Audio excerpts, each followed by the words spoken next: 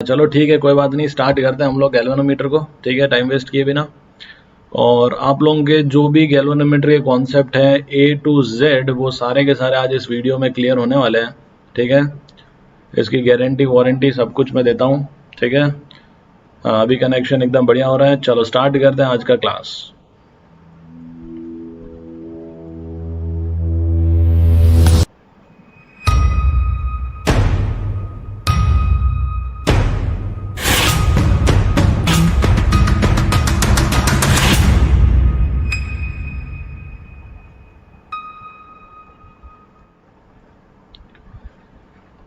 तो बच्चों, हमारा टॉपिक जो है that is moving coil galvanometer. ठीक है, देखते हैं क्या होता है मूविंग कॉइल गैल्वेनोमीटर जो है। उसमें सबसे पहले हमने लिखा है कि यूज़।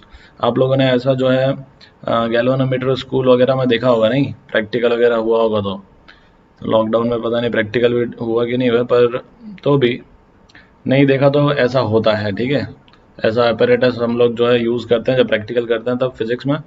तो गैल्वेनोमीटर दिखने में ऐसा होता है। इसका काम क्या होता है? तो इसका काम होता है, it is used to detect. अभी तक तो हमने इसका ये यूज़ किया ना, to detect the flow of current. कहाँ पे यूज़ किया हमने इसका? तो हमने इसका मीटर ब्रिज में यूज़ किया हुआ है, व्हीटस्टोन ब्रिज। इन दोनों में हमने गैल्वेनोमीटर का यूज़ देखा था और वो नल डिफ्लेक्शन शो करने में काम आ रहा था, जीरो डिफ्लेक्शन। जैसे कि यहाँ पे आप देख सकते हो, ये पॉइंटर जो है वो अभी जीरो पे है। ठीक है, तो गैल्वेनोमीटर हमारे को उस समय क्या काम आया था? To detect the flow of current, current flow हो रहा है या नहीं हो रहा है। वैसे हम लोग गैल्वेनोमीटर की मदद से करंट को मेज़र भी कर सकते हैं। ठीक है, to detect the flow of current and to measure small current and voltages. तो ये जो है ऑलराउंडर है।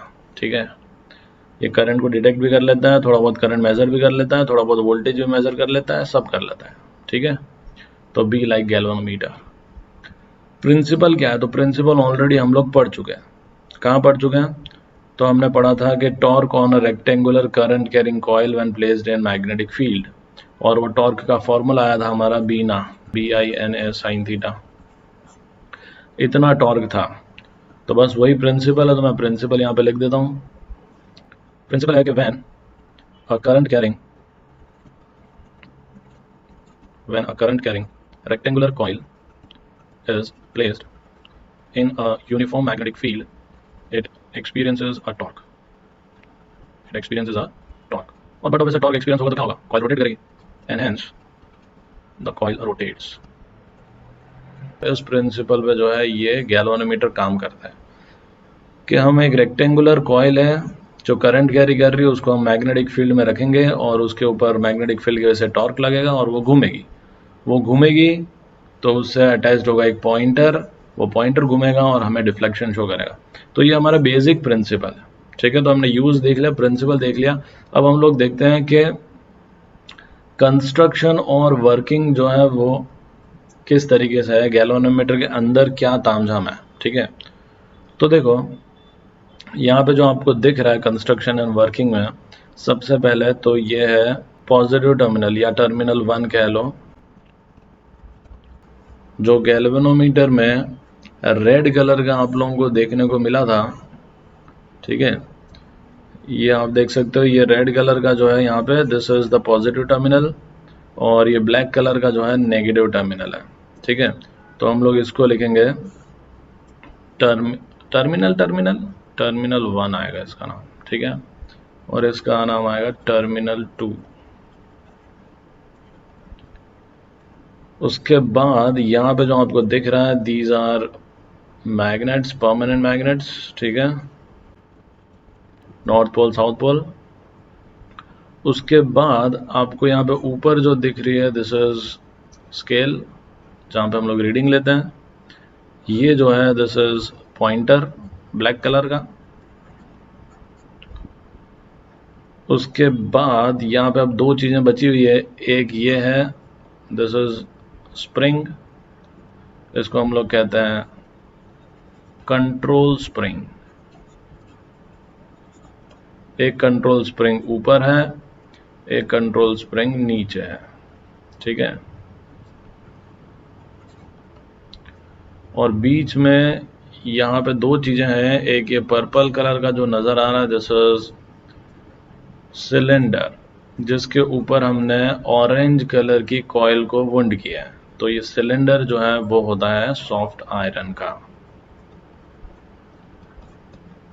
ये सब क्यों होते हैं ये सब हम लोग अभी थोड़ी देर में देखने वाले। फिर ये जो ऑरेंज कलर की यहाँ पे नजर आ रही है, ये दिस इज रेक्टेंगुलर कॉइल। तो ये जो चीजें हैं बच्चों, ये हमने लेबलिंग कर लिया, ठीक है। हमने ये देख लिया कि भाई गैल्वेनोमीटर के अंदर क्या क्या होता है। टर्मिनल्स तो हमको बाहर नजर आ जाते हैं, बाकी ये पूरा चीज अंदर होता है। ऊपर हमारे को पॉइंटर नजर आता है और जो है स्केल नजर आती है, ठीक है, जिसके ऊपर पॉइंटर मूव करता है। होता क्या है, ठीक है, ये मैं इस डायग्राम को फिर से लेकर आ गया हूं और मैं आप लोगों को बताता हूं कि क्या होता है। देखो बच्चों, हमारे को अगर पता करना है कि कितना करंट फ्लो हो रहा है, देखो हम क्या करते हैं, हम जो करंट होता है उसको कनेक्ट, जो वायर जिसमें करंट फ्लो हो रहा है और जो करंट हमें डिटेक्ट करना है, ठीक है, वो करंट जो है हमारा फ्लो होगा ऐसे, ठीक है, इस तरीके से। अब करंट जो है उसका डायरेक्शन क्या है फ्लो होने का, तो उसका डायरेक्शन जो है वो इस तरीके से, करंट ऐसे आएगा, फिर ऐसे गोल गोल गोल गोल घूमता है, फिर ये रेक्टेंगुलर कॉइल में जाएगा और रेक्टेंगुलर कॉइल में यहाँ पे गोल गोल करंट फ्लो होगा, ठीक है, और फिर ये रेक्टेंगुलर कॉइल से करंट इस तरीके से ऐसे घूमते घूमते नेगेटिव टर्मिनल में जाके बाहर आएगा। तो करंट का मैंने पाथ तो बता दिया आप लोगों को, ठीक है। अब और आगे क्या होता है, तो करंट जब यहाँ पे गोल गोल घूमता है तो हमें पता है कि ये जो नॉर्थ पोल और साउथ पोल है, इनकी जो मैग्नेटिक फील्ड है, उस मैग्नेटिक फील्ड में जब हम एक रेक्टेंगुलर कॉइल को रखते हैं, करंट कैरिंग कॉइल को, तो वो टॉर्क एक्सपीरियंस करती है। टॉर्क की वजह से ये जो कॉइल है वो घूमती है, ठीक है। तो सपोज ये जो कॉइल है आपके इस तरीके से, जो ढेर सारे टर्न्स है इसमें, ठीक है, ये कॉइल घूम रही है और ये पोर्शन जो है मान लो ऊपर की तरफ आता है और ये पोर्शन नीचे की तरफ। तो इससे देखो आप ध्यान देना, यहाँ पे ये जो ऑरेंज कलर की कॉइल है उससे इधर इस पॉइंट पे ये ब्लैक कलर का पॉइंटर अटैच्ड है। तो कॉइल अगर घूमेगी तो उससे जो पॉइंटर अटैच्ड है, ठीक है, जो ये पॉइंटर है मान लो, तो ये जो पॉइंटर है कॉइल के घूमने की वजह से ये पॉइंटर भी इस डायरेक्शन में घूम जाएगा, समझ रहे हो, और हमें कुछ रीडिंग दे देगा। सपोज मान लो 5 डिवीजन या 10 डिवीजन, जो भी हमें कुछ रीडिंग मिल जाएगी। तो इस तरीके से इसके डिफ्लेक्शन की वजह से हमारे को जो है पता चलता है कि कितना करंट जो है वो फ्लो हो रहा है, कम हो रहा है या ज़्यादा हो रहा है, हमें ये पता चल रहा है अभी, ठीक है। अगर मान लो ज़्यादा करंट करेंगे तो ज़्यादा टॉर्क प्रोड्यूस होगा, क्योंकि हम लोग पढ़ चुके हैं कि torque is nothing but BINA sin theta, इतना टॉर्क प्रोड्यूस होता है। तो current depends, sorry, torque depends on the current. जितना ज़्यादा जो है करंट फ्लो होगा उतना ज़्यादा टॉर्क होगा, उतना ज़्यादा जो है ये पॉइंटर जो है वो और आगे डिफ्लेक्ट होगा, ठीक है, तो हमें रीडिंग और ज़्यादा मिलेगी। तो इस तरीके से हमें पता चलता है कि करंट कम फ्लो हो रहा है या ज़्यादा फ्लो हो रहा है, ठीक है, या जीरो फ्लो हो रहा है। अगर जीरो फ्लो होता है तो नल डिफ्लेक्शन शो करता है, ये सब हमें पता है। अब देखो ध्यान सुनना, पॉइंटर हमारा जीरो से डिफ्लेक्ट हो गया है ना, जीरो से पॉइंटर डिफ्लेक्ट हो गया और हमें बता दिया कि भाई इतना मैग्नीट्यूड ऑफ करंट है। एग्जैक्ट वैल्यू हमें पता नहीं, पर हमें ये पता चल गया कि करंट फ्लो हो रहा है, ठीक है। अब जब हम करंट को जीरो कर देंगे, जब हम करंट को जीरो करेंगे तो ये पॉइंटर को कहाँ आना चाहिए, वापस जीरो पे आना चाहिए। तो वो जीरो पे लाने के लिए हमने यहाँ पे दो स्प्रिंग्स लगा के रखी है, एक ऊपर और एक नीचे, ठीक है। ये जो स्प्रिंग्स है वो क्या करती है, ध्यान से देखना बच्चों, यहाँ पे ये स्प्रिंग जो है वो अटैच्ड है इस ऑरेंज वाले कॉइल से, ठीक है, स्प्रिंग इधर अटैच्ड है ब्लू कलर की। तो जब ये कॉइल रोटेट करती है, जब ये कॉइल इस तरीके से घूमेगी नीचे और ऊपर की तरफ इधर से जाएगी, तो उससे जो अटैच्ड है ये स्प्रिंग, जो इनिशियली मान लो ये स्प्रिंग ऐसे ऐसे आपको दिख रही है अभी, ठीक है, तो कॉइल के घूमने की वजह से ये स्प्रिंग जो है वो भी इस तरीके से टर्न्स उसमें और टाइट हो जाते हैं, समझ में आ रहा है। इसका मतलब ये स्प्रिंग में रीस्टोरिंग टॉर्क जो है वो प्रोड्यूस्ड होता है, ठीक है। और अब क्या होता है, जैसे यहाँ पे हम लोग करंट को जीरो करेंगे, ठीक है, या करंट फ्लो होना बंद होगा, ये जो है रीस्टोरिंग टॉर्क की वजह से ये कॉइल क्या करेगी, वापस उस पॉइंटर को जीरो पे लेके आएगी, ठीक है। तो ये जो यहाँ पे जो दो स्प्रिंग लगी हुई है उनका वही काम है कि वहाँ पे रीस्टोरिंग टॉर्क प्रोड्यूस करना और पॉइंटर को वहाँ पे 0 पे लाना, वरना पॉइंटर अटक जाएगा ना वहाँ पे हमेशा के लिए। तो ये जो है वो काम होता है इन दो स्प्रिंग्स का, ठीक है। बाकी चीज़ों में और क्या क्या काम है हम लोग जो है थोड़ी देर में देखने वाले हैं। इसके पहले मैं आप लोगों को इसी चीज़ को दूसरे तरीके से समझाने की कोशिश करता हूँ। ये जो अरेंजमेंट है जो मैंने अभी आप लोगों को बताया, ये गैल्वेनोमीटर में इस तरीके से दिखता है। देखो ये दो स्प्रिंग है जो आपको यहाँ पे नजर आएगी, ये स्प्रिंग इधर है और एक स्प्रिंग इधर है ना। ये ब्लैक कलर का है जो यहाँ पे पाइवटेड है, ये सिलेंडर है, सिलेंडर के ऊपर ये ग्रीन कलर की जो दिख रही है ये कॉइल है, रेक्टेंगुलर कॉइल है, ठीक है। और ये पोर्शन देखो यहाँ पे एक पॉइंटर भी आपको ब्लैक कलर का पॉइंटर भी नजर आ रहा होगा, ये पॉइंटर है, ठीक है। और ये पॉजिटिव टर्मिनल है, ये ब्लू कलर का नेगेटिव टर्मिनल है, रेड कलर का पॉजिटिव टर्मिनल है। और करंट जो है वो इस तरीके से ऐसे घूमता है, ठीक है। और ये जो है कॉइल डिफ्लेक्ट होगी तो ये सिलेंडर ऐसे घूमेगा, सिलेंडर घूमेगा तो उस पर पॉइंटर जो अटैच्ड है वो घूमता है। इसको भी देख लो, ये रेड कलर, ये रेड कलर, ये ब्लू कलर का जो ये ब्लैक वाला है, ये यहाँ पे जो है नॉब जैसा जो दिख रहा है आपको ऊपर, ये यहाँ पे ये वाला नॉब है। और ये जो पॉइंटर है ये सेंटर वाला ये पॉइंटर है। जैसे ये रोटेट होगा तो ये पॉइंटर जो है वो ऐसे या ऐसे रोटेट होने वाला है, ठीक है। तो मेरे ख्याल से जो ये चीज़ें समझ में आ गई कि एक और मैं वीडियो के थ्रू आप लोगों का जो है कॉन्सेप्ट को और तगड़ा कर देता हूँ। गैल्वेनोमीटर का कंस्ट्रक्शन और वर्किंग जो है वो हम लोग वीडियो के थ्रू देखते हैं। यहाँ पे आप देख सकते हो ये पोल्स हैं, नॉर्थ पोल और साउथ पोल, और इनके बीच में जो मैग्नेटिक फील्ड होती है वो किस तरीके से यहाँ देख लो। रेक्टेंगुलर कॉइल है ये, ठीक है। और रेक्टेंगुलर कॉइल को हम लोग ऊपर और नीचे दो एंड्स पे पाइवट कर देते हैं। आप देख सकते हो यहाँ पे ये ऊपर और नीचे जो है, अभी आपको नीचे का बता दूंगा, ये पाइवट हो जाती है और ये घूम सकती है इसे ईजिली, है ना। ये ऑरेंज कलर जो है ये लेमिनेशन का कलर आप लोगों को यहाँ पे दिख रहा है, ठीक है। ये लेमिनेट कर दिया ताकि जो है शॉर्ट सर्किट ना हो। ऊपर आप देख सकते हो एक स्प्रिंग अटैच्ड है, ठीक है। ये स्प्रिंग जो है अभी मैंने आप लोगों को बताया कि रीस्टोरिंग टॉर्क प्रोवाइड करने काम आती है। और नीचे भी जो है दूसरी स्प्रिंग आप देख सकते हो, ये स्प्रिंग जो है आप देख सकते हो कॉइल से अटैच्ड है, ठीक है। बीच में जो है वो कॉइल से अटैच्ड है, तो जैसे ही वो कॉइल रोटेट होती है तो स्प्रिंग में भी टॉर्क प्रोड्यूस होता है, ठीक है। सिलेंडर जो आप लोगों को बीच में दिख रहा है, सॉफ्ट आयरन कोर जो है उसके ऊपर हम लोग कॉइल को लपेटते हैं, जिसके वजह से क्या होता है कि मैग्नेटिक फील्ड जो है उस सिलेंडर से पास होती है, जैसे कि आप यहाँ पे देख सकते हो।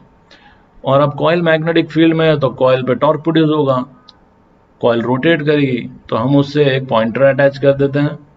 और ये जो पॉइंटर है कॉइल के रोटेट होने से रोटेट होता है तो हमें डिफ्लेक्शन जो है वो नजर आता है, ठीक है। और इसको अब आप देख सकते हो कि किस तरीके से गैल्वेनोमीटर में ये चीज़ें होती है। थोड़ी देर पहले मैंने आप लोगों को यही पिक्चर जो है वो बताया था, ठीक है। करंट किस तरीके से फ्लो हो रहा है और किस तरीके से इसको हमने इस सिस्टम को पूरे को बॉक्स में फिट कर दिया, ठीक है। अब हम लोग देखते हैं कि कॉन्केव शेप्ड मैग्नेटिक पोल्स जो है वो क्यों यूज होते हैं। तो देखो बच्चों, जो कॉइल है उससे परपेंडिकुलर एरिया वेक्टर है और मैग्नेटिक फील्ड जो है वो रेडियल है, अलोंग द रेडियस, है ना, रेडियल है। तो हमेशा आप देखोगे एरिया वेक्टर और मैग्नेटिक फील्ड के बीच में हमेशा एंगल 90 डिग्री रहता है। और एंगल 90 डिग्री रहेगा तो टॉर्क मैक्सिमम होगा, because torque is BIN sine theta, ठीक है। तो साइन थीटा की वैल्यू 1 हो जाएगी, बिकॉज थीटा इज 90 डिग्री, तो टॉर्क इज मैक्सिमम, ठीक है। तो बच्चों मेरे ख्याल से आप लोगों को जो है अब प्रॉपर वर्किंग एकदम अच्छे से समझ में आ गई है किस तरीके से गैल्वेनोमीटर काम करता है, ठीक है। कौन उसको जो है टॉर्क प्रोड्यूस करता है, कौन उसको रिस्टोरिंग टॉर्क प्रोड्यूस करवाता है, ये सारी चीज़ें जो है आप लोगों को समझ में अच्छे से आ गई होगी, ठीक है। कोई भी डाउट हो तो फिर भी आप लोग बता सकते हो। मैं अभी आप लोगों को इसका थोड़ा मैथमेटिकल फॉर्म बताता हूँ, ठीक है। We know that when current flows through the coil in uniform magnetic field, coil is kept in uniform magnetic field, it experiences torque, which is given by, torque को हम लोग लिखते हैं this is BINA sine theta, ठीक है। तो ये torque हमने पढ़ा है।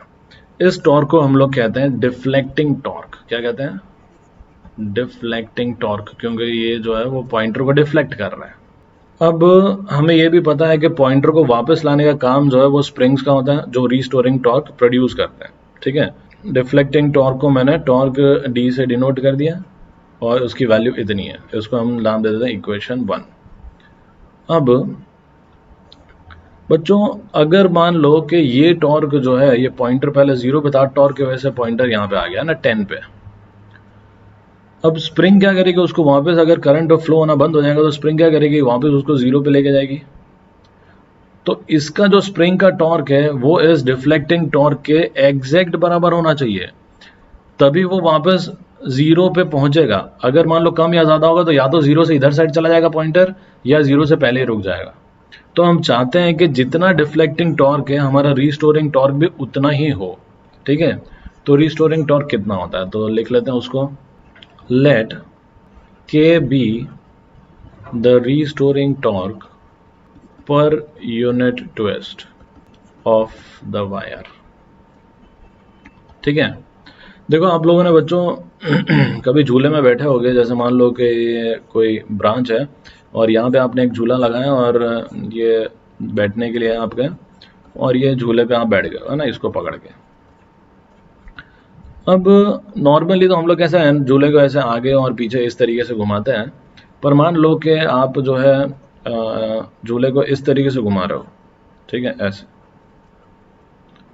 तो थोड़ी देर में क्या होगा, आपको ऐसे नजर आएगा कि ये जो है वो इस तरीके से यहाँ पे जो है चोटी बन गई है और उसके बाद आप यहाँ पे ऐसे बैठे हो अभी, ठीक है। अगर आप ऐसे घुमाओगे तो इसका मतलब यहाँ पे ट्विस्ट आ गया है, जो वायर है उसमें क्या आ गया है, ट्विस्ट। तो अगर आप किसी भी वायर को गोल गोल घुमाओगे इस तरीके से तो उस वायर में क्या आता है, ट्विस्ट आता है, ठीक है। तो वो वायर वापस बट ऑफ वैसे अनफोल्ड होगा, थोड़ी देर में अगर आप देखोगे तो झूला ऑपोजिट डायरेक्शन में घूमेगा और वो वायर वापस स्ट्रेट हो जाएंगे। तो यहाँ पे जो स्प्रिंग है और जो वायर है दोनों मिल के रीस्टोरिंग टॉर्क प्रोड्यूस करते हैं। तो हमने यहाँ पे लिया है कि यूनिट डिग्री, ठीक है, यूनिट डिग्री में जो रीस्टोरिंग टॉर्क होता है वो के होता है। तो for theta deflection restoring torque will be के थीटा, ठीक है बच्चों। यूनिटरी मेथड एकदम सिंपल है कि भाई यूनिट डिग्री के लिए अगर के रीस्टोरिंग टॉर्क है तो थीटा के लिए कितना, तो रीस्टोरिंग टॉर्क हो जाएगा के थीटा। तो इस रीस्टोरिंग टॉर्क को मैं लिख देता हूँ टॉर्क आर और इसको मैं नाम दे देता हूँ के थीटा। ये है हमारी इक्वेशन नंबर 2 और इसके पहले जो हमने लिखा था that was our equation number 1, ठीक है। जो डिफ्लेक्टिंग टॉर्क था मैंने उसको इक्वेशन नंबर 1 बता दिया। अब जैसा कि थोड़ी देर पहले मैंने बताया कि ये टॉर्क और ये टॉर्क एग्जैक्टली इक्वल होने चाहिए तभी पॉइंटर वापस 0 पे आएगा, ठीक है। तो मैं लिखूंगा for equilibrium the restoring torque should be equal to the deflecting torque. Restoring torque है हमारा के थीटा, डिफ्लेक्टिंग टॉर्क जो है हमारा है BINA साइन थीटा। यहाँ पे ये जो थीटा है ये थोड़ा अलग है, तो मैं इसको तो थीटा लिख देता हूँ और इसको मैं यहाँ पे फाई लिख देता हूँ, ठीक है। इधर भी हम लोग चेंज कर लेते हैं, ठीक है। यूनिट डिग्री ट्विस्ट के लिए के है तो फाई के लिए कितना, तो के फाई यहाँ पे भी कर देते हैं, ठीक है। चलो, तो इक्विलिब्रियम में ये दोनों जो है वो सेम होने चाहिए। अब देखो बच्चों यहाँ पे हमको पता चल रहा है कि जो डिफ्लेक्शन है that is equal to BINA sine theta upon K, इतना डिफ्लेक्शन है। इसका मतलब क्या हो रहा है बच्चों, देखो इक्वेशन को अगर आप ढंग से देखोगे तो डिफ्लेक्शन जो है दैट डिपेंड्स ऑन करंट, है ना, करंट दिख रहा है आप लोगों को, it depends on current as well as it depends on sine theta.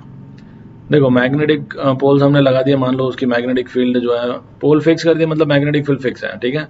Number of turns constant हो गया, एरिया कांस्टेंट हो गया, और जो के है that is the torsional constant और स्टिफनेस कांस्टेंट, इसके बहुत सारे नाम है बच्चों, और के जो है वो भी कांस्टेंट है, ठीक है। तो 1 2 3 4 कांस्टेंट है, तो आई और थीटा पे डिपेंड कर रहा है। थीटा क्या है, theta is the angle between the area vector and the magnetic field. यहाँ पे मैं लिख देता हूँ theta is the angle between area vector and magnetic field, या फिर आप ऐसे भी लिख सकते हो vector M that is magnetic moment and magnetic field, ठीक है। पर हम चाहते हैं कि डिफ्लेक्शन जो है सिर्फ और सिर्फ करंट पे डिपेंड करे। क्यों करंट पे डिपेंड करे बच्चों, ध्यान से सुनना, कि अगर मान लो कि ये स्केल है और ये हमारा अभी पॉइंटर 0 पे है, करंट फ्लो हो गया मान लो 5 एम्पियर, तो ये भाई साहब 5 डिवीजन शो कर रहा है। तो करंट अगर 10 होगा तो इसको 10 डिवीजन शो करना पड़ेगा कि नहीं पड़ेगा। इसका मतलब it should be directly, deflection जो है that should be directly proportional to current.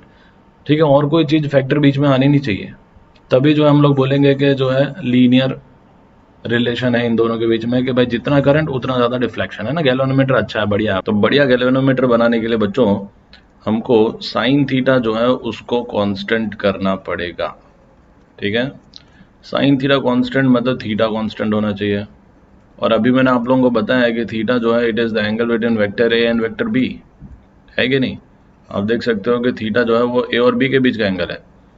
तो थीटा कांस्टेंट करने के लिए हमने क्या किया है, थीटा कांस्टेंट करने के लिए हमने यूज किया है कॉनकेव शेप्ड पोल्स। तो देखो कॉनकेव शेप्ड पोल से क्या होता है, ये नॉर्थ पोल है, ये साउथ पोल है, और यहाँ पे ये जो सिलेंडर है और इस सिलेंडर पे हमने कॉइल को वोल्ड कर दिया। ठीक है, मैं उसका टॉप व्यू आप लोगों को बता रहा हूँ। ये रेक्टेंगुलर कॉइल है और कॉइल से अटैच्ड है पॉइंटर, जिस पॉइंटर को भी मैं यहाँ पे बता देता हूँ कि ये रहा वो पॉइंटर। ठीक है, अब क्या होता है कि जो मैग्नेटिक फील्ड है इस कॉनकेव शेप्ड पोल्स की वजह से जो मैग्नेटिक फील्ड होती है वो रेडियल होती है। रेडियल मतलब अलोंग द रेडियस। तो इस तरीके से मैग्नेटिक फील्ड होती है, सेंटर की तरफ आने वाली, इसको हम लोग रेडियल मैग्नेटिक फील्ड कहते हैं। अब ये जो मैग्नेटिक फील्ड है ये कोई ऐसा नहीं है कि सारी की सारी सेंटर पे मीट करेगी, ऐसा नहीं होता है। क्या होता है देखो, मैग्नेटिक फील्ड जो यहाँ से निकल रही है नॉर्थ से, वो ऐसे ऐसे जाएगी, जो यहाँ से निकल रही है वो ऐसे जाएगी। तो इस तरीके मैग्नेटिक फील्ड होती है। इसके वजह से जो है हमेशा थीटा कांस्टेंट कैसे रहता है, तो देखो ये जो कॉइल है, ये ब्लैक कलर का जो पॉइंटर है उसको मान लो एरिया वेक्टर है ये। ठीक है, और जो मैग्नेटिक फील्ड इस कॉइल को टच कर रही है, जो मैग्नेटिक फील्ड टॉर्क प्रोड्यूस करने वाली, वो ये वाली मैग्नेटिक फील्ड है, जिसको मैं यहाँ बता देता हूँ, ये और ये है ना। ये दो मैग्नेटिक फील्ड जो है वो अभी इस कॉइल को टच कर रही है। ये फोर्स लगाएगी एक डायरेक्शन में, सपोज मान लो इस डायरेक्शन में, तो ये फोर्स लगेगी इधर, जिसकी वजह से कॉइल रोटेट होने वाली। बाकी 1 2 3 4 ये सब जो मैग्नेटिक फील्ड है इनका अभी कोई यूज नहीं है, सिर्फ ये मैग्नेटिक फील्ड अभी टॉर्क प्रोड्यूस करेगी। तो आप देख सकते हो कि कॉइल का एरिया वेक्टर जो है वो इस डायरेक्शन में और मैग्नेटिक फील्ड का ये डायरेक्शन है। तो हुए परपेंडिकुलर, थीटा कितना हो गया, 90 डिग्री। अब जब कॉइल घूम जाती है, डायग्राम में बता देता हूँ, थोड़ी देर में कॉइल घूम के इस तरीके से हो जाएगी, इस तरीके से।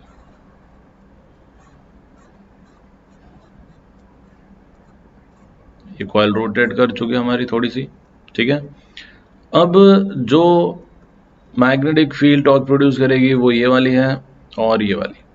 ठीक है, ये और ये। अब आप देखोगे कि जो एरिया वेक्टर है, कॉइल हमारी इस तरीके से है, तो जो एरिया वेक्टर है वो इस डायरेक्शन में होगा, और जो मैग्नेटिक फील्ड है वो यहाँ इसको टच कर रही है और यहाँ इधर टच कर रही है, ऐसे ये टॉर्क प्रोड्यूस करेगी। तो फिर से मैग्नेटिक फील्ड का डायरेक्शन इधर हो गया, थीटा हो गया हमारा फिर से 90 डिग्री। बाकी अब इस ये वाली मैग्नेटिक फील्ड यूजलेस हो गई, क्योंकि अब ये ब्लू कलर वाली कॉइल को टच नहीं कर रही है, कॉइल रोटेट हो चुकी है। तो जब कॉइल रोटेट होती है तो हमेशा ऐसा कोई ना कोई मैग्नेटिक फील्ड होती है जो एरिया वेक्टर से परपेंडिकुलर होती है, और वही मैग्नेटिक फील्ड टॉर्क प्रोड्यूस करने में रिस्पॉन्सिबल होती है। तो हम बोल सकते हैं कि ऑलवेज थीटा इज 90 डिग्री, मतलब थीटा इज कांस्टेंट, तो साइन थीटा कांस्टेंट हो जाता है। तो कॉन्केव शेप्ड पोल्स रखने का ये एक बहुत बड़ा फायदा होता है। एक तो रेडियल मैग्नेटिक फील्ड मिलती है, टॉर्क जो है वो कांस्टेंट होता है, और स्केल लीनियर हो जाती है। स्केल लीनियर मतलब current is directly proportional to deflection, और you can say deflection is directly proportional to current. ठीक है, तो अब हम लोग बोलेंगे कि डिफ्लेक्शन जो है theta, deflection that is directly proportional to current.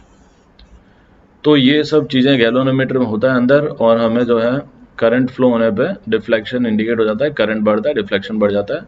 ये काम है पूरा गैल्वेनोमीटर में। ठीक है, अब हम लोग जो है गैल्वेनोमीटर से रिलेटेड कुछ कॉन्सेप्चुअल क्वेश्चंस देख लेते हैं, और एक और चीज हम सेंसिटिविटी की भी बात कर लेते हैं पहले। ठीक है, यहाँ पे हमारे पास है लैंप स्केल मिरर अरेंजमेंट, और उसके बाद है सेंसिटिविटी। तो पहले इसकी भी बात कर लेते हैं बच्चों। बहुत सारे बच्चे कंफ्यूज्ड होते हैं कि सर बहुत सारी बुक्स में ये मिरर का बता देते हैं कि भाई मिरर के थ्रू हम लोग रीडिंग लेते हैं और क्या है क्या नहीं है। तो मैं यहाँ पे पिक्चर क्लियर कर देता हूँ कि मूविंग कॉइल गैल्वेनोमीटर जो है, जो हमारे सिलेबस में है उसमें मिरर जैसा कुछ नहीं है, ठीक है। और गैल्वेनोमीटर के ढेर सारे टाइप्स होते हैं बच्चों, ठीक है। जैसे एक होता है वेस्टर्न टाइप, वेस्टर्न में WESTON है, वेस्टर्न टाइप गैल्वेनोमीटर। फिर एक होता है डी आर्सेटल गैल्वेनोमीटर, तो उसमें जो है इस तरीके से मिरर का अरेंजमेंट होता है।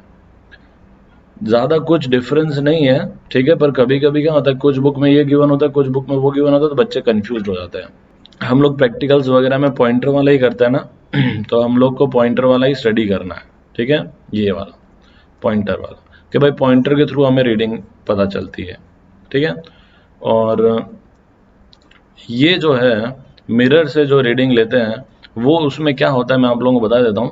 देखो ये दो पोल्स हैं, यहाँ पे वही सिलेंडर है और इसके ऊपर ये रेक्टेंगुलर कॉइल है, यहाँ पे नीचे एक स्प्रिंग है, ऊपर यहाँ पे मिरर है, और मिरर यहाँ पे ये टॉर्सनल हेड प्रोवाइड किया अपने को, और ये दो टर्मिनल्स हैं पॉजिटिव नेगेटिव, और ये फॉस्फोरस बॉन्ड स्ट्रिप है। अब होता क्या है, सेम है कि भाई यहाँ पे भी जब टॉर्क प्रोड्यूस होता है तो ये कॉइल रोटेट करती, तो उससे अटैच जो मिरर होता है वो भी रोटेट करता है। तो यहाँ पे आपको मिरर बताया हुआ है कि तो ये मिरर रोटेट करेगा अगर कॉइल रोटेट करेगी तो, ठीक है।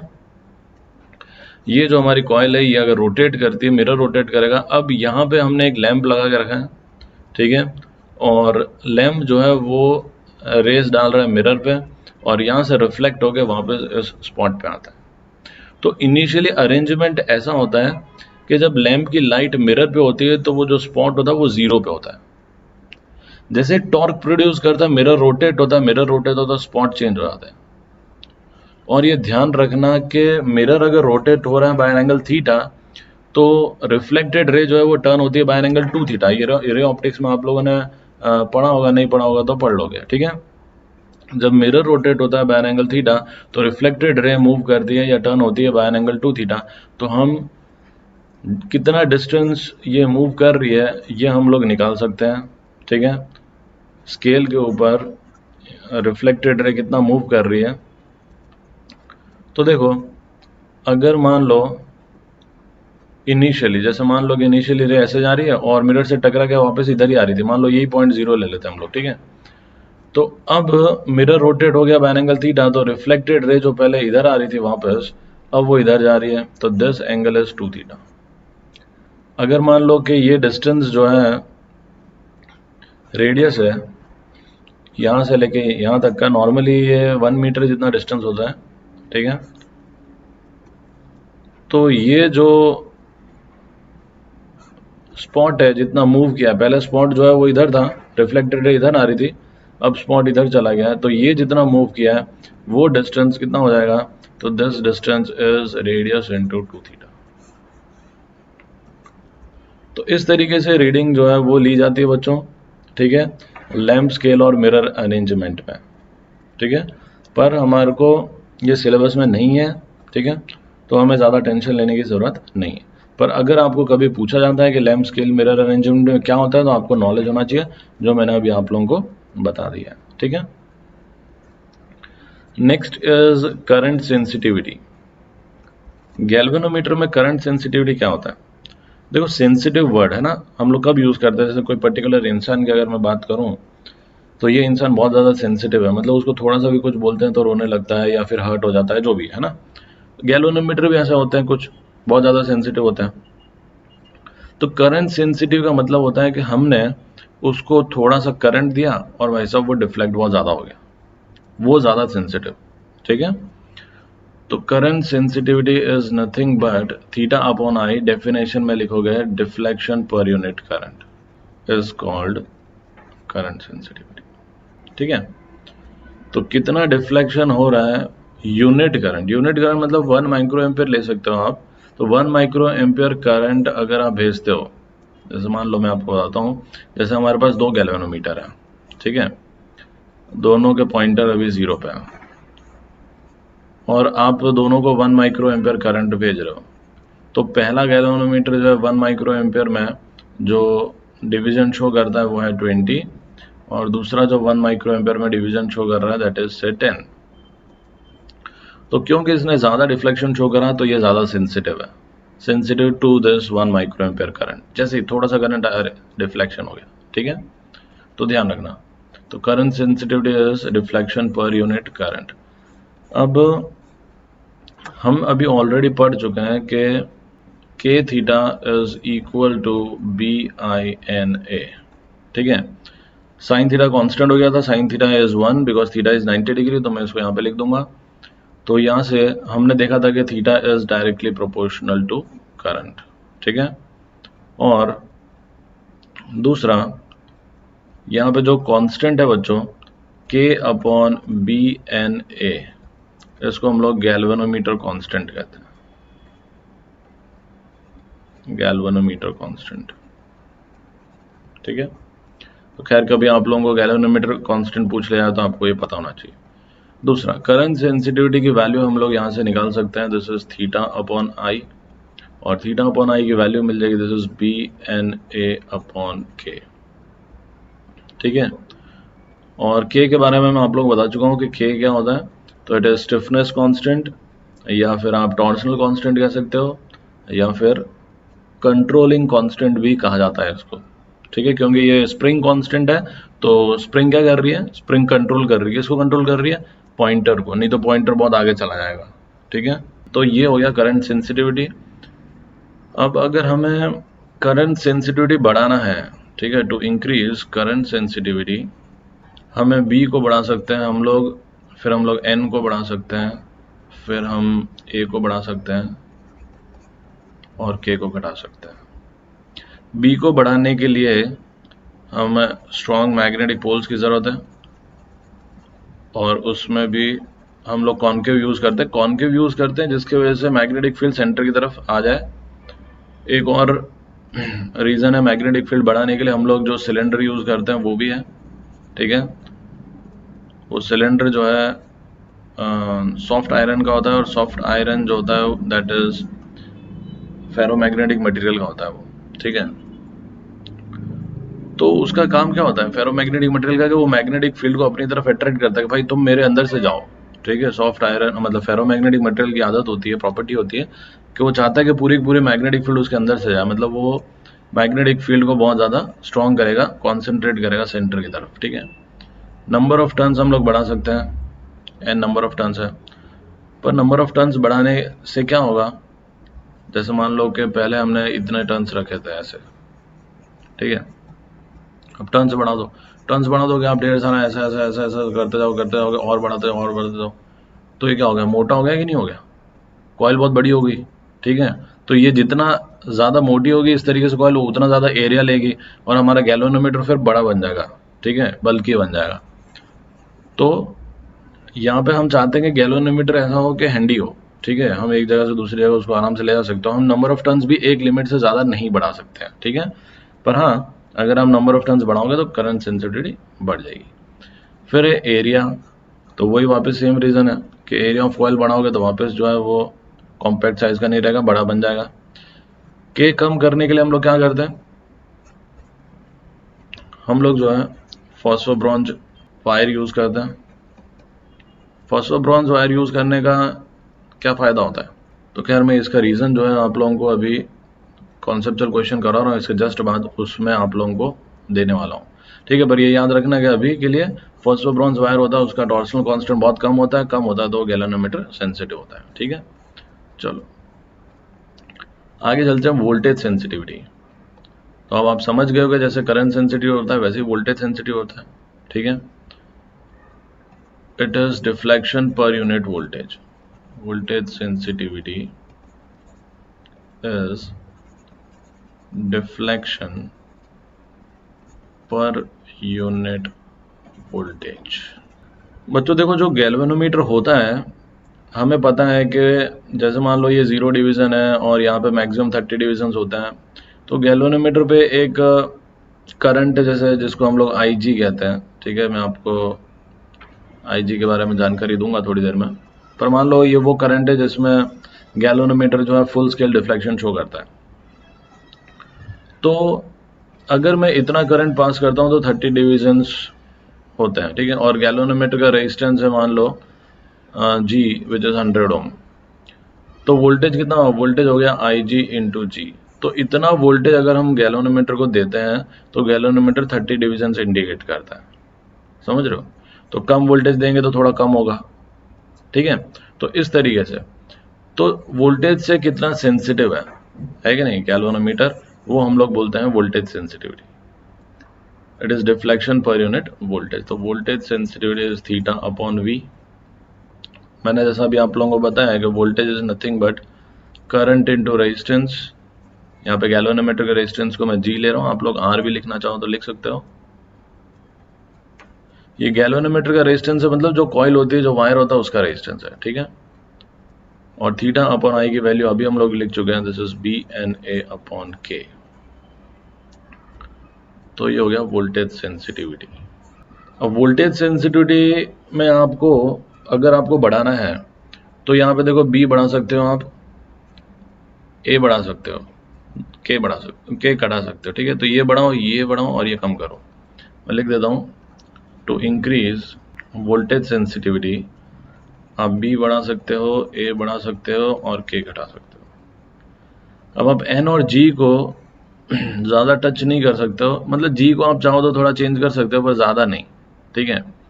एन और जी ऑलमोस्ट उनका रेशियो जो होता है वो कांस्टेंट होता है बच्चों। अगर आप नंबर ऑफ टर्न्स बढ़ाओगे तो अपने आप जो रेजिस्टेंस है वो बढ़ जाएगा, ठीक है।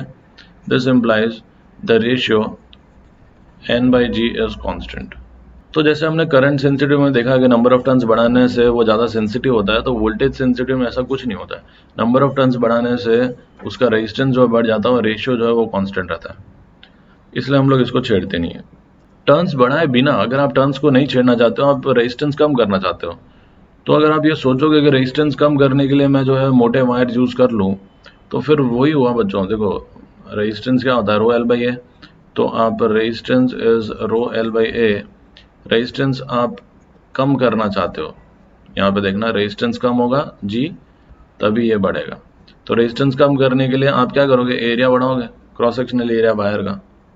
मोटा वायर यूज़ करोगे तो आप लोगों को फिर से आपका गैल्वेनोमीटर जो है वो जो इतना छोटा सा बॉक्स होता है वो फिर बड़ा बन जाएगा, ठीक है। तो ये सब चीज़ें हम लोग नहीं कर सकते हैं, तो इसलिए यहाँ पे मैंने आप लोगों को बताया कि 3 चीज़ें कर सकते हैं हम लोग। मैग्नेटिक फील्ड बढ़ा सकते हैं, एरिया बढ़ा सकते हैं और टॉर्सनल कांस्टेंट जो है उसको कम करना है। साथ में आपको ये भी याद रखना है कि voltage sensitivity is current sensitivity upon G. देखो बहुत सारे बुक्स में और बहुत सारे बच्चे जो है जी की जगह आर लिखते हैं। आप आर भी लिखना चाहो तो लिख सकते हो, this resistance of the galvanometer. पर ये फॉर्मूला इसलिए इंपॉर्टेंट है क्योंकि बच्चों को ऐसा लगता है कि V is equal to I R होता है, तो voltage sensitivity is current sensitivity into resistance. ये नहीं है, ठीक है। इसलिए मैं आपको बता रहा हूँ voltage sensitivity is current sensitivity upon resistance, ठीक है। Where R is the resistance of the galvanometer. तो ये याद रखना। तो मेरे ख्याल से ये जानकारी इनफ होगी। अब हम लोग जो है जो क्वेश्चंस मैं आप लोगों को बता रहा था, ये क्वेश्चंस मैं आप लोगों को डिटेल में आंसर्स बता दूंगा मैं आप लोगों को। बहुत इंपॉर्टेंट क्वेश्चंस हैं और ये क्वेश्चंस आप लोगों को नॉलेज होनी चाहिए, पता होना चाहिए, बोर्ड में भी काम आएगा और इवन आपके कॉन्सेप्ट को बिल्ड करेगा, ठीक है। न्यूमेरिकल सॉल्व करने में भी काम आ सकता है। सबसे पहले why concave shaped poles are used. तो कॉन्केव शेप्ड पोल्स का मैं आप लोगों को रीजन बता चुका हूँ। तो यहाँ पे आंसर जो है वो इसका ये है। सबसे पहले to provide radial magnetic field. Radial magnetic field से क्या होगा, to provide radial magnetic field such that maximum torque is obtained and the plane of coil is always, यहाँ पे always को मैं कैपिटल लिख देता हूँ क्योंकि always ही रहता है, such that the plane of coil is always parallel to magnetic field। यहाँ पे plane of coil लिखा है, एरिया वेक्टर नहीं लिखा है। तो plane of coil is always parallel to magnetic field, ठीक है। and second, deflection and current should have linear relation. तो ये काम होता है बच्चों, ठीक है। तो इसको आंसर को आप लोग अच्छे से नोट कर लेना, थोड़ी राइटिंग अच्छी नहीं है to provide the radial magnetic field such that the maximum torque is obtained. या आप पहले ये भी लिख सकते हो, to provide the radial magnetic field such that the plane of coil is always parallel to B and hence maximum torque is obtained. Also the deflection and current have linear relation. ठीक है. Second, why soft iron cylinder is used? तो soft iron cylinder जो है, soft iron is a ferromagnetic substance. वैसे अगर आपको one line में word लिखना है तो आप ऐसा लिख सकते हो, to increase the magnetic flux. ठीक है. It allows magnetic field to pass through it and hence magnetic flux is increased. ये काम होता है सॉफ्ट आयरन सिलेंडर का. नेक्स्ट है why phosphor bronze wire is used. तो अब यहाँ पे फॉस्फर ब्रॉन्ज वायर के बारे में मैं काफ़ी ज्ञान देने वाला हूँ, आप लोगों को ध्यान से सुनना बहुत इंपॉर्टेंट है.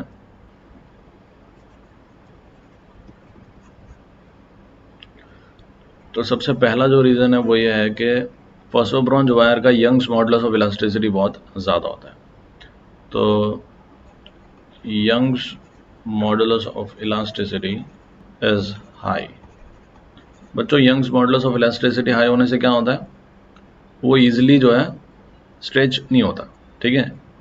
So that the wire can not be stretched easily, मतलब उसकी लेंथ चेंज नहीं होगी. देखो जैसे हम लोग पढ़ चुके हैं कि y is equal to F L upon A delta L.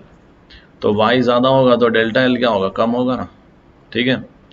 तो delta L is the change in length, तो चेंज इन लेंथ बहुत कम होगा, तो उसको हम लोग इजीली स्ट्रेच नहीं कर सकते. ठीक है. उसका लेंथ जो है वो चेंज नहीं होगा इजीली.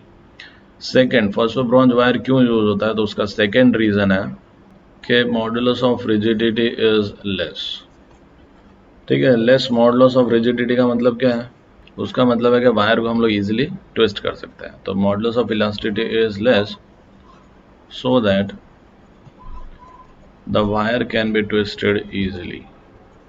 हम तो चाहते हैं कि वायर जो है आराम से घूम जाए. ठीक है. कॉइल के साथ साथ वायर भी घूम जाए ताकि रिस्टोरिंग टॉर्क प्रोड्यूस हो. तो इसलिए हम चाहते हैं कि उसका मॉडुलस ऑफ रिजिडिटी कम हो. थर्ड, इलास्टिक आफ्टर इफेक्ट के बारे में आप लोगों ने सुना होगा. इलास्टिक आफ्टर इफेक्ट कम होना चाहिए, इज वेरी लेस.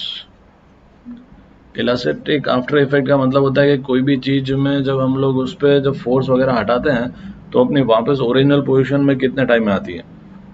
जो जितना टाइम ज़्यादा लगाएगी उसका इलास्टिक आफ्टर इफेक्ट उतना ज़्यादा होता है. तो यहाँ पे फॉस्फर ब्रॉन्ज वायर का इलास्टिक आफ्टर इफेक्ट बहुत कम होता है. तो हम लिखेंगे so that it returns to its original position when the current becomes zero. है कि नहीं. हमने जो है करंट पास किया, गैल्वेनोमीटर ने डिफ्लेक्शन शो किया, करंट हमने जीरो कर दिया, वापस उसको जीरो पे आ जाना चाहिए फटाफट. अगर वो धीमे धीमे टाइम ले रहा है और काफ़ी देर के बाद जीरो पे आ रहा है तो मतलब वो थोड़े दिन में चीज़ खराब हो जाएगी, हमारे कुछ काम की नहीं रहेगी. ठीक है. तो इलास्टिक आफ्टर इफेक्ट जो है वो भी बहुत कम होता है. और फोर्थ रीज़न हम लोग लिख देते हैं कि जो टॉर्सनल कांस्टेंट होता है that is less. Torsional constant less होने की वजह से जो है वो गैल्वेनोमीटर ज़्यादा सेंसिटिव होता है. ठीक है. तो ये चार रीजन है बच्चों, तो ये आप लोगों को ध्यान में रखना है. अब गैल्वेनोमीटर जो है can be made more sensitive. कैसे, तो ये सब मैं आप लोगों को बता चुका हूँ कि आप बी बढ़ाओ, एन बढ़ाओ, ए बढ़ाओ. ठीक है. के को कम करो और गैल्वेनोमीटर का जो रेजिस्टेंस है उसको भी कम रखो. ये सारी चीज़ें हैं जो होता है इसमें से वो आप कर सकते हो. ठीक है. Do stray magnetic field have an effect on the reading of galvanometer, तो इसका आंसर है नो. बच्चों आप गैल्वेनोमीटर को कहीं पे भी यूज़ कर सकते हो. इवन जो है अर्थ की मैग्नेटिक फील्ड जो है उसका भी गैल्वेनोमीटर की रीडिंग पे कोई फ़र्क नहीं पड़ता है, और दूसरी स्ट्रे मैग्नेटिक फील्ड है उसका भी कोई फ़र्क नहीं पड़ता है. ठीक है. और ऐसा भी कोई ज़रूरी नहीं होता है कि हमें उसे जो कॉइल है हमारी उसका जो प्लेन है वो हमें मैग्नेटिक मेरिडियन में रखना पड़े, ऐसा भी कोई ज़रूरी नहीं होता है. तो मैग्नेटिक फील्ड का, एक्सटर्नल मैग्नेटिक फील्ड का कोई इफेक्ट नहीं है. Why a small mirror is attach to the phosphor bronze wire, तो ये मैं आप लोगों को बता चुका हूँ already. To read the deflection using the lamp and scale arrangement.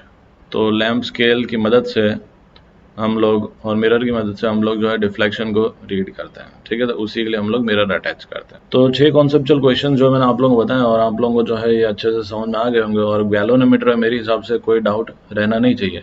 अगर आपको ये पूछा जाता है कि गैल्वेनोमीटर जो है कितना रीड कर सकता है करंट मिनिमम वैल्यू, ठीक है, तो मैं यहाँ पे क्वेश्चन लिख देता हूँ, what can be the minimum reading of a galvanometer.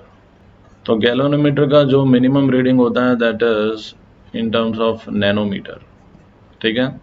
तो 10⁻⁹ मीटर, मीटर मतलब एम्पियर, ठीक है। तो इतना छोटा करंट जो है वो भी गैल्वेनोमीटर जो है वो डिटेक्ट कर सकता है। तो नैनो एम्पियर तक गैल्वेनोमीटर की मिनिमम रीडिंग्स हो सकती है, ठीक है। तो ये कुछ बारीकी थी जो मैंने आप लोगों को बता दी और ये सब आप लोगों को पता होना चाहिए, ठीक है। कुछ क्वेश्चंस देखते हैं गैल्वेनोमीटर पे। तो बच्चों हमारा जो फर्स्ट क्वेश्चन है वो आप लोगों के सामने है। This is question number 1। Question number 1 में हमें क्या चीज़ गिवन है, हमें गिवन है एक कॉइल है, उसका एरिया है 100 सेंटीमीटर स्क्वायर। मतलब हमें एरिया गिवन है, हम चाहे तो इसको मीटर में कन्वर्ट कर सकते हैं मीटर स्क्वायर में, तो ये हो जाएगा 100 इंटू 10⁻⁴ मीटर स्क्वायर, ठीक है। सेकेंड हमें गिवन है number of turns that is 500, carrying a current of 1 milli ampere, current दे दिया मैं, magnetic field of 10⁻³ weber per metre square. उसके बाद हमें गिवन है कि it's plane makes an angle of theta with the lines of induction. ध्यान से देखो बच्चों, प्लेन लिखा है, ठीक है। अगर मान लो कि ये कॉइल है तो कॉइल का प्लेन मैग्नेटिक फील्ड, ये मैग्नेटिक फील्ड है, उससे एंगल बना रहा है 60 डिग्री। तो एरिया वेक्टर और मैग्नेटिक फील्ड के बीच में एंगल कितना हो जाएगा, 30 डिग्री, ठीक है। तो हमारे को यहाँ पे थीटा की वैल्यू मिल गई, theta is 30 degree. Find the torque acting on the coil, तो टॉर्क निकाल लो बस। टॉर्क का फॉर्मूला क्या होता है, टॉर्क इज बी ना साइन थीटा। बी की वैल्यू है 10⁻⁻3, करंट की वैल्यू भी 10⁻⁻3, नंबर ऑफ टर्न्स है 500, area is 10⁻⁻2, sine theta is sine 30, that is half. तो ये हो जाएगा दिस इज 5 इंटू 10⁻⁻6 अपॉन 2। तो final answer is 2.5 into 10⁻⁻6। Torque है तो यूनिट लिख दो न्यूटन मीटर। ये हो गया क्वेश्चन नंबर 1।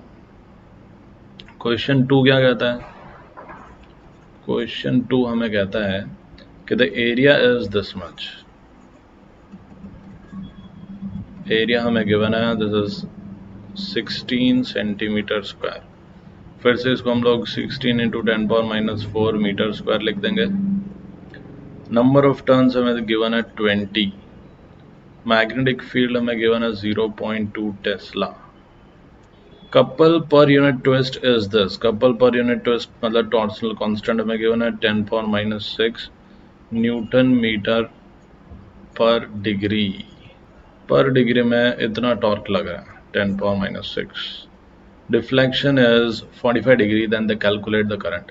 देखो पर डिग्री में अगर k का वैल्यू इतना है या टॉर्क का वैल्यू है एक्चुअली, तो टोटल टॉर्क कितना होगा, ठीक है। तो हमें पता है कि अगर यूनिट डिग्री में इतना है तो थीटा डिग्री या फाई डिग्री में कितना होता है।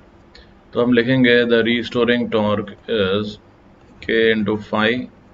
ये हो जाएगा k की वैल्यू 10⁻⁻6 और फाई की वैल्यू 45। यहाँ पे मैं इसको डिग्री में ही रखूँगा क्योंकि ये जो है वो भी पर डिग्री है, k की वैल्यू पर डिग्री में, तो ये भी डिग्री में रहेगा, ठीक है। अब ये जो रीस्टोरिंग टॉर्क है इसको हम लोग डिफ्लेक्टिंग टॉर्क से इक्वेट कर देंगे, दैट इज PINA, ठीक है। यहाँ पे हम लोग मैक्सिमम टॉर्क लेंगे, ठीक है। गैल्वेनोमीटर है तो sine theta is 1, this is 45 into 10⁻⁻6। Current हमें फाइंड करना है तो करंट की वैल्यू हो जाएगी this is 45 into 10⁻⁻6 upon BNA। 45 into 10⁻⁻6, B is 0.2, N is 20, A is 16 into 10⁻⁻4। इसको हम लोग अगर सॉल्व करेंगे तो हमें क्या मिलेगा, ये हो जाएगा 45, नीचे हो जाएगा 16 2 और 2 64 और ये हो जाएगा 10⁻⁻², इतना एम्पियर करंट है, ठीक है। और ये बाकी वैल्यू आप अपने हिसाब से सॉल्व कर सकते हो, ठीक है। तो ये हमारा करंट का आंसर है। एक लास्ट और क्वेश्चन ले लेते हैं, this question number 3। Question number 3 हमें क्या कहता है, क्वेश्चन कहता है कि a galvanometer of resistance 95 ohm shunted by a resistance of 5 ohm। यहाँ पे आप देख सकते हो ये गैल्वेनोमीटर है जिसका रेजिस्टेंस है इतना, शंटेड बाय रेजिस्टेंस ऑफ 5 ओम, मतलब उसके पैरेलल में हमने एक 5 ओम रेजिस्टेंस लगा दिया। Gives a deflection of 50 divisions when join in series with a resistance of 20 kilo ohm. यहाँ पे 20 ओम लिखा हुआ है, इसको किलो ओम कर देते हैं हम लोग। एंड अ 2 वोल्ट एक्यूमुलेटर, ठीक है। What is the current sensitivity in divisions per microampere? तो current sensitivity का फॉर्मूला है that is deflection per unit current। deflection जो है वो हमें given है, deflection को हम लोग number of divisions के फॉर्म में लिख सकते हैं, अपॉन हमें current पता करना है और वो भी माइक्रोएम्पियर में, ठीक है। तो करंट पता करने के लिए हम लोग क्या करेंगे, देखो बस हमें रेजिस्टेंस निकालना है। तो 95 और 5 पैरेलल में, इसका आंसर 5 से कम होने वाला है, और सीरीज में 20 किलो। तो जो रेजिस्टेंस होगा, the total resistance is 20 kilo plus कुछ ऐसी वैल्यू होगी जो लेस देन 5 है। समझ रहे हो बच्चों? तो ये दोनों पैरेलल में, आंसर 5 से कम होने वाला है क्योंकि पैरेलल में आंसर जो छोटी वैल्यू होती है उससे कम होता है। तो लेस देन 5, उसके साथ 20 सीरीज में, तो इनको ऐड करेंगे तो टोटल रेजिस्टेंस इतना होगा। इसको मैं अप्रोक्सीमेटली 20,000 ही लिख देता हूँ, ठीक है। तो करंट कितना हो जाएगा, करंट हो जाएगा voltage upon resistance, voltage is 2 volt, resistance is 20,000, ये हो जाएगा दिस इज 10⁻⁻⁴। इसको हम लोग लिख सकते हैं 100 माइक्रो एम्पियर, ठीक है। तो अप्रोक्सीमेटली इतना करंट फ्लो होना है। अब करंट सेंसिटिविटी मिल जाएगा, current sensitivity is number of divisions upon current. Number of divisions 50 है, करंट है 100, दिस इज 0.5 डिविजन्स पर माइक्रो एम्पियर। ये हमारा आंसर है बच्चों, ठीक है। तो मेरे ख्याल से गैल्वेनोमीटर का जो है सारे कॉन्सेप्ट्स आप लोगों के क्लियर हो गए होंगे, और नेक्स्ट वीडियो में हम लोग गैल्वेनोमीटर को एमीटर में कैसे कन्वर्ट करते हैं और वोल्टमीटर में कैसे कन्वर्ट करते हैं, और उससे रिलेटेड ढेर सारे कॉन्सेप्ट्स और न्यूमेरिकल्स नेक्स्ट वीडियो में होगा, ठीक है। तो आज के लिए बस इतना ही, थैंक यू।